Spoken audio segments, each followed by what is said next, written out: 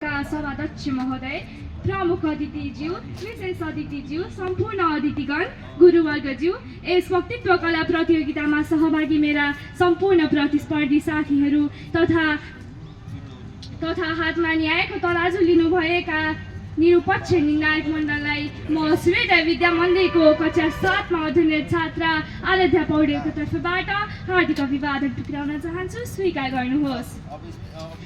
आजको यस गौरवमय मञ्चमा हाम्रो मौलिकता र श्री योगी नरहरिनाथ जस्तो महान व्यक्तित्वको बारेमा केही शब्दहरू राख्न पाउँदा आफूलाई निकै भाग्यशाली ठानेकी छु। सभाध्यक्ष महोदय, हामी नेपालीको मौलिकता नै हाम्रो आफ्नै आत्माको उज्यालो परिचय हो। हामी नेपाली हिमालको शीतलता, पहाडको दृढता र तराईको उर्वरताले मिसिएर बनेको आफ्नै जीवनशैली, भाषा, वेशभूषा र संस्कृतिको मिठो सुगन्ध संसारभरि नै फैलाउँदै आएका छौँ।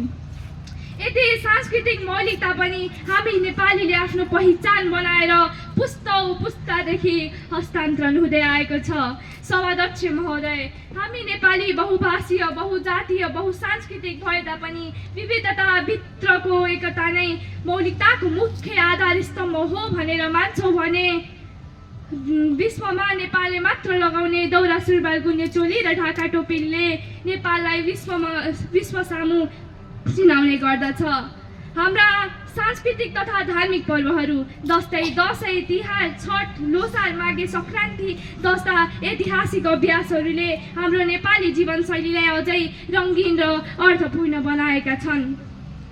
यस्ता सांस्कृतिक अभ्यासहरूले हामी नेपालीको मूल्य मान्यता, सहिष्णुता, सहकार्य र आत्मीयतालाई जीवन्त राख्दछन्। सभाध्यक्ष महोदय, जननी जन्मभूमि स्वर्गदापी गराएसीको मान्यतामा विश्वास गर्ने हामी नेपालीको मौलिकता केवल देखावटीमा मात्र सीमित छैन। अतिथि देवो भवको भावनाले गहिरो गरी बास बसेको हामी नेपालीको मनमा दुःख सुखमा एकअर्कालाई सहयोग गर्ने भाव, प्रकृति माथिको सम्मान र सेवा सत्कारको संस्कृति नै हामी नेपालीको मौलिकताको जीवन्त उदाहरण हुन्। यही नै हाम्रो मौलिकता हो, सहनशीलता, सहकार्य र सहयोगिता। तर सभाध्यक्ष महोदय, अहिलेको आधुनिक युगमा पश्चिमी सभ्यताको प्रभाव बढ्दै गर्दा के हाम्रो मौलिकता मेटिने छ? यदि हामीले आफ्नो भाषा बोल्न छोड्यौँ भने, यदि हामीले आफ्नो संस्कारलाई कमजोर ठान्यौँ भने भोलि हाम्रो पहिचानको के होला त? त्यसैले नै सभाध्यक्ष महोदय, हामीले आफ्नो मौलिकताको संरक्षण गर्नु हामी सबैको कर्तव्य हो। त्यसैले सभाध्यक्ष महोदय, हामी सबैले आफ्नो मौलिकताको संरक्षण गर्नु हामी सबैको कर्तव्य हो। यही मौलिकताको रक्षा र प्रवर्धनका लागि आफ्नो पुरै जीवन समर्थन गर्ने एक महान व्यक्तित्व हुन् श्री योगी नरहरिनाथ। सभाध्यक्ष महोदय, समयको अग्रबल अनन्त चक्रसँगै नेपाल आमाको कोखबाट विक्रम सम्वत 1971 को साल फागुन 17 गते बिहिबार आजैका दिन नेपालको मध्यम पश्चिमी भेगको कर्णाली अञ्चल, कालीकोट जिल्ला लालु भन्ने गाउँमा एउटा वीरसिंह थापा भन्ने बालकको जन्म भयो। उनी सानैदेखि एकदमै जिज्ञासुक र प्रभावकारी थिए। ज्ञानको ज्योतिमा उहाँ जुम्ला पुगेर गुरु महन्त चिप्रानाथ भन्ने गुरुबाट ज्ञानको डुब्की लगाएपछि योगी नरहरिनाथका नामले चिनिन थालिनुभयो। सभाध्यक्ष महोदय,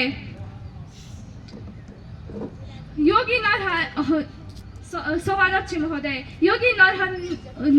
नरहरिनाथले हाम्रो देशलाई दिनुभएको योगदान अमूल्य छ।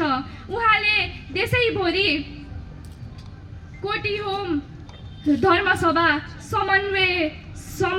समन्वय कार्यक्रम जस्ता आयोजनाहरू गर्दै हाम्रो नेपाली संस्कृति, इतिहास र धर्मको संरक्षण गर्नुभयो।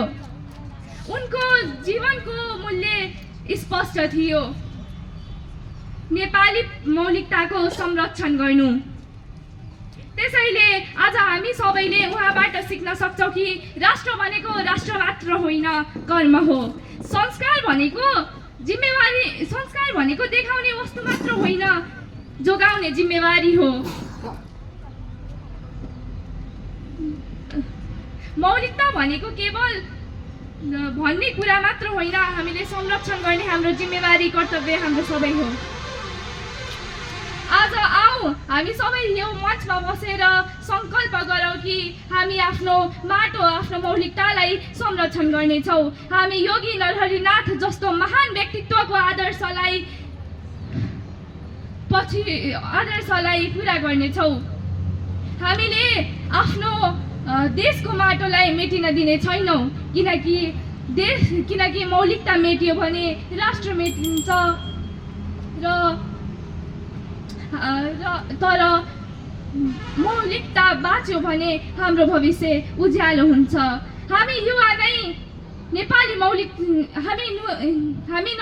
नै नेपाली मौलिकताको मौलिक अंश हौँ।